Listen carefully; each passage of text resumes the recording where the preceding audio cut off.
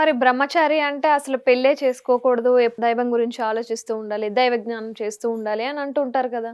మీరు ఇలా చెప్తున్నారు. సంసారంలోనే రాజయోగం ఉంది.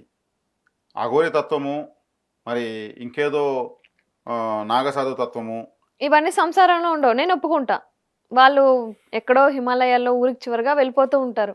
మరి రాజసూయ యాగము ధర్మరాజు చేశాడు. హ్మ్. రాజసూయ యాగం అంటే మైసభలో పెట్టాడు. హ్మ్. మైసభలో పెడితే వచ్చినటువంటి అతిథులందరికీ భోజనాలు పెట్టారు. హ్మ్. భోజనాలు పెడితే భీష్ముల వారు పర్యవేక్షణలో మొత్తం కార్యక్రమం జరిగింది. హ్మ్. అందరికీ అన్ని పనులు పెట్టారు. శ్రీకృష్ణుల వారికి మాత్రము విస్తరలు ఎత్తే పని పెట్టారు. అయ్యో! అవును.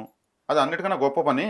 హ్మ్. అది శ్రీకృష్ణుల భగవానుల వారికి పెట్టారు. హ్మ్. ఆయన ఎందుకు అంటే ఆయన ఆజన్మ బ్రహ్మచారి అయినా అన్నాడు. హ్మ్.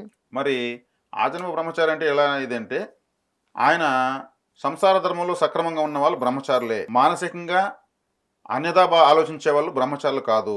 హ్మ్. శ్రీకృష్ణుల వారు అంత గొప్పవాళ్ళు హ్మ్. అని భీష్ముల వారు ధర్మరాజు వారు చెప్పారు. హ్మ్. అంటే బ్రహ్మచర్యం అంటే పెళ్లి కాకపోవడం కాదు. అంటే నేను విన్నదాని ప్రకారం నాకు తట్టట్లేదనమాట. ఈ అస్ఖలిత బ్రహ్మచర్యం అంటే పెళ్లి కాకుండా ఉండడమే అని అన్నట్టు అది అది అంటారు. కానీ ఇక్కడ సంసార ధర్మం అన్నాను కదా! సంసార ధర్మం అంటే భార్య, పిల్లలు, కుటుంబము ఇది సంసార ధర్మం. అది గొప్ప బ్రహ్మచర్య తత్వమే అది. హ్మ్.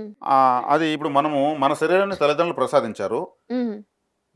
మనము అంటే ప్రతి ఒక్కరు వాళ్ళ సంసార జీవితంలో వాళ్ళు వాళ్ళ పిల్లలను కనాలి. అది హ్మ్. అది మన ధర్మం. కుటుంబాశ్రమ ధర్మం. హ్మ్. అది ఎట్లా బ్రహ్మచర్యం కాకుండా